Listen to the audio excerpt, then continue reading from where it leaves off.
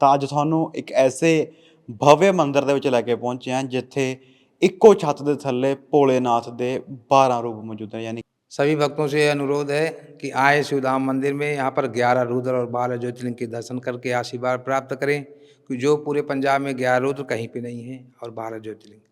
तब भगवान भोलेनाथ माता सुरभि से जन्म लिया, 11 रूप में राक्षसों का विनाश किया, देवताओं की रक्षा की, धर्म की स्थापना की, जन कल्याण के लिए यहाँ उनकी स्थापना हुई है। जो भाव से आते इनके दर्शन करते हैं भगवान भोलेनाथ, उनका कल्याण करते हैं।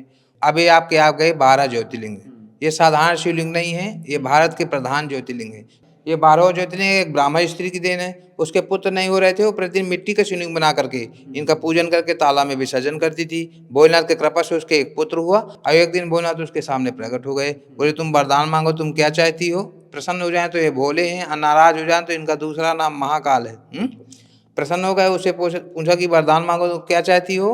उसने कहा प्रभु यदि आप देना चाहते तो आप मेरे नाम से यहाँ पर स्थापित हो जाइए, संसार का कल्याण करिए। ये केदारनाथ के 10 धाम है, यहाँ 4 धाम के भी दर्शन होते हैं और 12 ज्योतिर्लिंग के। एक धाम के 10 धाम है, ये भगवान विष्णु की देन है। ये त्रंबकेश्वर सुनासिक में इनमें तीनों देवता विराजमान है, ब्रह्मा विष्णु महेश। ये गौतम ऋषि और माता अहिल्या की देन है। उनको कुछ ब्राह्मणों ने षड्यंत्र रच करके गौ हत्या को झूठा दोष लगाया था, तब उन्होंने इनकी अखंड तपस्या की। ये काशी विश्वनाथ महाराज जी हैं, काशी में मुक्ति मिलती है, काशी भगवान भोलेनाथ का घर है, काशी त्रिशूल में बसी हुई है। जब महाप्रलय होती तो भी काशी का विनाश नहीं होता, काशी हमेशा के लिए अमर है, काशी मुक्ति का धाम है। ये है नागेश्वर, नागेश्वर ज्योतिर्लिंग, ये जो है गुजरात में है। ये एक व्यापारी की देन है, वैश्य, वैश्य कहते हैं बनिया को। देखिए चाहे बनिया हो, चाहे ब्राह्मण हो, चाहे क्षत्रिय हो, कोई भी हो, जिनको इन्होंने भाव से जिन्होंने पुकारा, उन्हीं की आवाज़ इनके कान तक जाती है। ये हैं रामेश्वर धाम, इनकी स्थापना भगवान श्री राम जी ने की थी जब लंका पर चढ़ाई की।